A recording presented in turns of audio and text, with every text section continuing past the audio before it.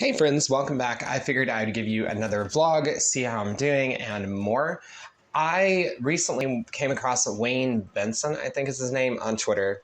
And he recently came and he said that basically any organization that's marked ex-gay, they are not legitimate and they all lie about their attractions. Now, those that follow me know that I consider myself a variety of different things, and I make ex-gay content and I track stories and more, as I have done this whole last year. And largely because it's so difficult to find what an ex-gay story is. And the common denominator that I find of these guys online that say ex-gays don't exist anymore, they largely have been heavily involved in conversion therapy. So what they tend to do is they tend to go and they tend to blame every ex-gay ministry, person, whatever, and they go out of the way to investigate their lives. And I find that this is not the same for lesbians or trans people or straight people that occasionally have sex with men and more. I think that it's a double standard. And I don't think, however, like when we're talking about conversion therapy, I don't think that that's very helpful. Again, I document my journey. I talked about apps and all sorts of stuff. And I also talk about my kind of healing of CPTSD. And lately, at least recently, I went out and had sex, and I don't have a regret. And the reason for that is because I'm not a minister and I'm not promising people to become like straight.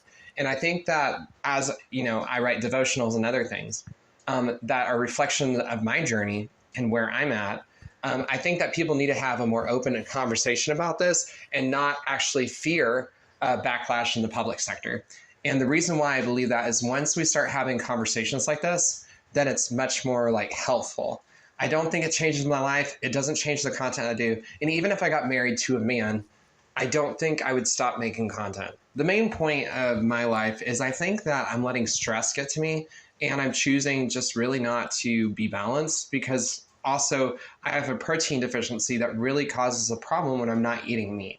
And so I've really been having an issue of actually eating correctly, and it directly affects my mental health. And so I need to get tested for a autoimmune disease that is impacting my ability to think clearly. And that's one of the things I found out this last year, that causes physical depression for me. And also it causes me to be always exhausted. I'm always fatigued.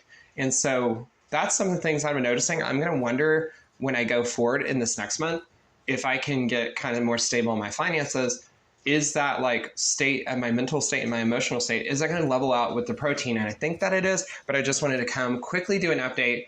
I'm just exhausted because I'm not eating protein. And so I'm not thinking